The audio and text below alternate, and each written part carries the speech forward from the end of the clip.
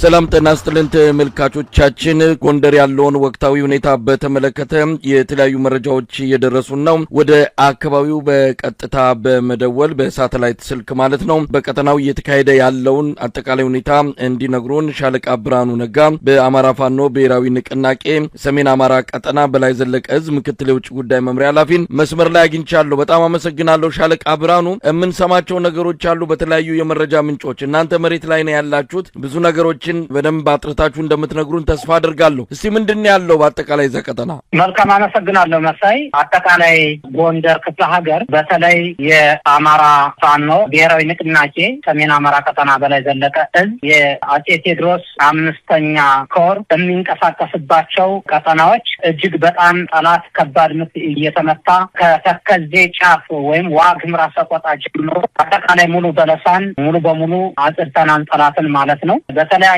መንገድ የአማራ ፋኖ ሌሎችን ብሔር አስፋኝና ገዳይ ቡድን እንደሆነ እየፈረጀ አገዛዙ ማህበረሰቡን በጅምላ እየጨፈጨፈ በኃይል ሚዛን በተለይ ዋግምራን ዕዝ ሳህላ ቀጠና ሳህላ ይባላል። እዛ ቀጠና ላይ ፋኖ ዘራፊና ጨፍጫፊ እንደሆነ ያሰፍርት በመንዛት ህዝቡን አደራጅቶ በተለያየ መንገድ ሚኒሻ በሚል መዋቅር አደራጅቶ ሰብስቦ በድሮን የጨፈጨፈበት ሁኔታ አለ። እንደገና ያን ማህበረሰብ አደራጅተን እንደ ቀጠና የዕዝ አመራርና የኮር አመራሮችንም ይዘን አዋይተን ከጎናችን እንዲሰለፉ አድርገናል ማለት ነው። ከዛ ባሻገር እጅግ በጣም ሰፊ ቀጠናዎችን በዚህ ቀጠና ጠላትን እያሽመደመድን እያጸዳን እንገኛለን። ለአብነት ያህል ከሳህላ ጀምሮ እስከ አሙሲት ጉሃላ ወረዳ ምስራቅ በለሳ ማለት ነው በእኛ ቁጥጥር አውለናል።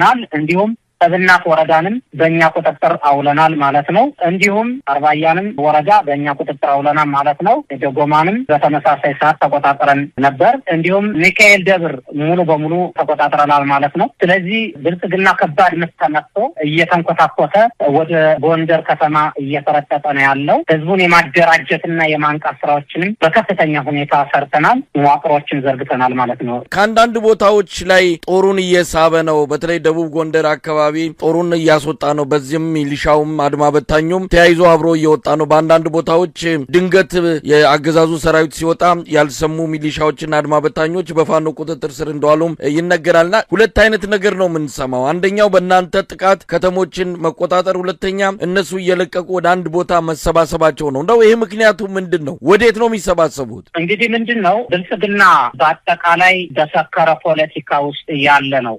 መሪም ተመሪም የለውም። ግዑዝ ነው ማለት ነው። አሁን ባለው ወቅታዊ ሁኔታ ስርዓቱ ቁመና ስንተነትን ወይም ትርጉም ስንሰጠው ራሱን ስቶ መንቀሳቀስ የማይችል ኃይል ነው። ምክንያቱም አንደኛ የስነ ልቦና ነገር ገጥሞታል። በየትኛውም በኢትዮጵያ ባለው የትግል አሰላለፍ የመጀመሪያው አፋብን ከተመሰረተ ማግስት ጀምሮ አገዛዙ ተሽመድምዷል።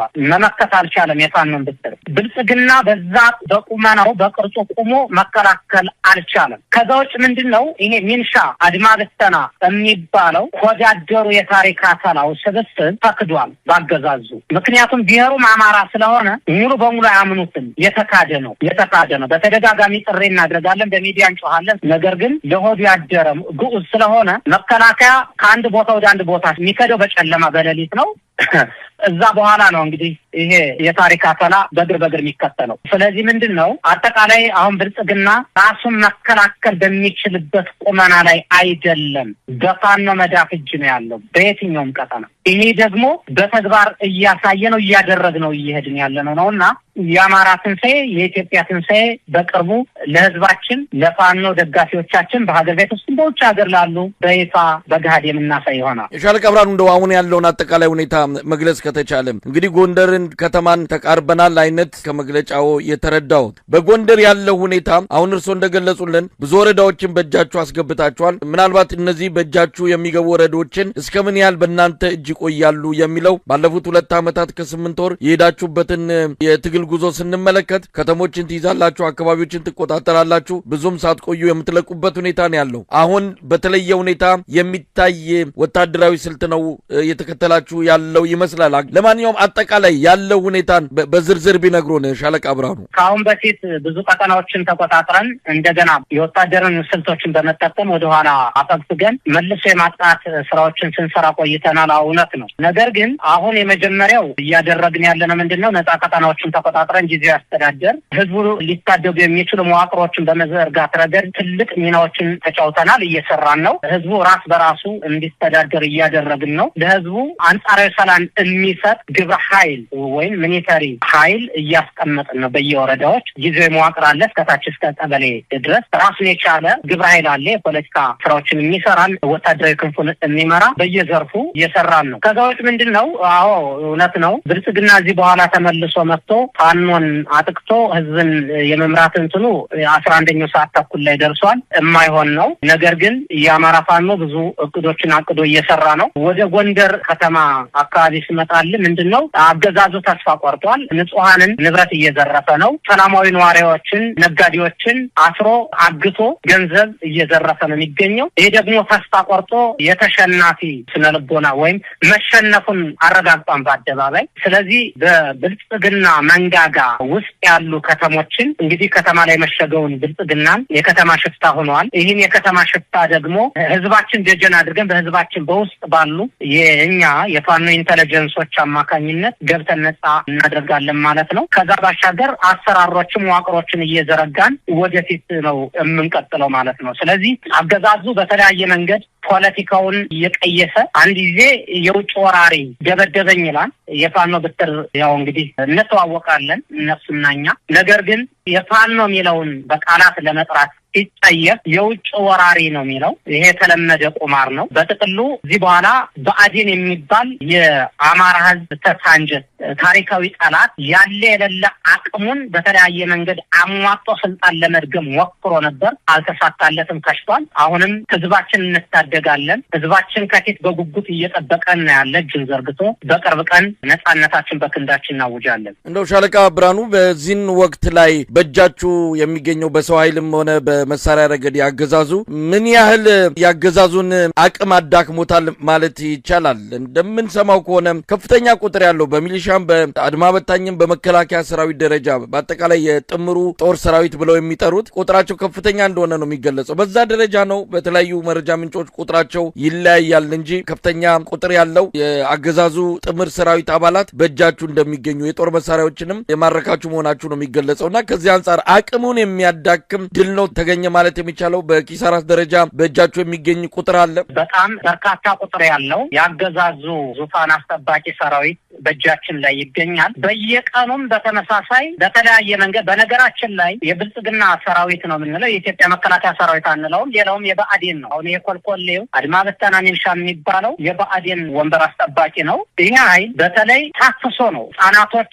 በየትምህርት ቤቱ በየኩል ቤቱ በየመናኸሪያው እየተዘረፈ ተገዶ በጨለማ የ2 ወርና የ1 ወር ስልጠና እየተሰጠው ነው የሚመጣው።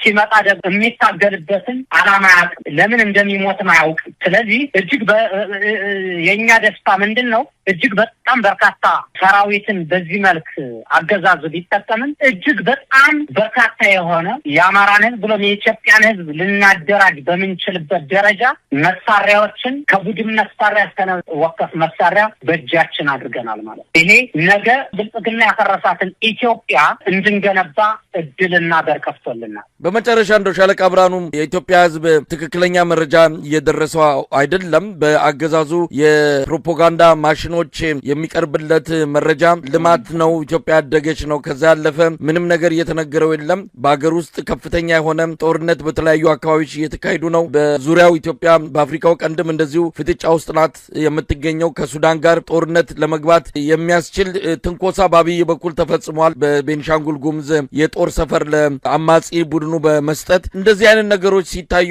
የኢትዮጵያ ህዝብ ማወቅ ያለበት አሁን ላለው አጠቃላይ ትግል እንቅስቃሴ በውስጥም በውጭም ከሚደረገው አንጻር የኢትዮጵያ ህዝብን በተመለከተ ምን መልእክት ማስተላለፍ ትፈልጋላችሁ? የመጀመሪያው መልእክታችን የአብይ አህመድን ፋን ለማስጠበቅ ቀን ተሌት ዋጋ እየከፈሉ ያሉ የሚሊተሪ ክንፍ ወደ ቀልባቸው እንዲመለሱና ኢትዮጵያን ወደ ቀደመ ታሪኳ እንድንመልሳት ጥሪ አቀርባለሁ። በተለይ የብአዴንን በር ለማስጠበቅ በትናንሽ ጥቅማጥቅም በሽርፍራፊ ወይም በእንፍርፋሪ ጥቅማጥቅም ህሊናቸውን ሽጠው የአማራን ህዝብ የከዱ ሚሊሻ ፖሊስና አድማ ብተና ወደ ቀደመ ታሪካቸው እንዲመለሱ ጥሬን በዚሁ ማስተላለፍ ፈልጋለሁ። ከዛ ውጭ የኢትዮጵያ ህዝብ ማወቅ ያለበት ጉዳይ አብይ አህመድ ወደ ስልጣን ከመጣ ጊዜ ጀምሮ አገሪቱ በጦርነት እየታመሰች ጄኖሳይድ በጅምላ እየተጨፈጨፈች ነው የምትገኘው። ታሪኳን ሁሉ ነገሯን አጣለች። ምናድናትን እንዳትድን የምናደርጋትን እኛው ነንና ሁሉም የኢትዮጵያ ብሔር ብሔረሰብ ይህንን ብልጽግና የሚባል ወራሪ ከፋፋይ ሀገር ሻጭ ስለ ኢትዮጵያ ሉዓላዊነት ድንበር ምንም አይነት ደንታ የሌለው ይህንን ታሪካዊ ጠላት ለአንዴና ለመጨረሻ ሁሉም በተባበረ ክንድ ማንበርከክ አለበት ብዬ አስባለሁ። ከአማራ ፋኖ ጎን ሁሉም ሊሰለፍ ይገባል። ከዛ ውጭ ብልጽግና በምዕራብ ጎንደር ዞን በአርማጭሆ፣ በወልቃይት ጠገዴ፣ በቋራ፣ ነብስ ገበያ በየትኛውም ቦታ የኢትዮጵያ ሉዓላዊ ድንበር ምን ላይ እንዳለ ይታወቃል። ለዚህ ደንታ የሌለው መድፍና ድሮን ለኢትዮጵያ ሕዝብ እንዲጠቀም በተለይ አማራ ብሎ ቀይ መስመር አስምሮ ጄኖሳይድ እየፈጸመበት ነው ያለው። ስለዚህ አማራ ፋኖ ትግል አማራ ነጻ የወጣለት የኢትዮጵያ ሕዝብ የኢትዮጵያ ብሔር ብሔረሰቦችን ነጻ እንደወጡ መቆጠር መቻል አለበት። 1 2 3 ብሎ የአማራ ፋኖ እቅዶችን አላማዎችን አልሞ ነው እየታገለ ያለውና ሁሉም የኢትዮጵያ ብሔር ብሔረሰብ ከአማራ ፋኖ ጎን እንዲቆም ጥሬን አስተላልፋለሁ። ከዛ ውጭ ምናልባት አንዳንድ የሥርዓቱ የስልጣን እድሜ ለማራዘም ሰርገው የገቡ በፋኖ አደረጃጀት የነበሩ ዛሬ ላይ የፋኖን ነውር ካገዛዙ ጋር ሆነው የሐሰት ትርክት የሚነዙ መርዝ የሚረጩ አሁንም ደግሞ በውስጣችንም ሆነው የሚሸረሽሩ ይኖራል።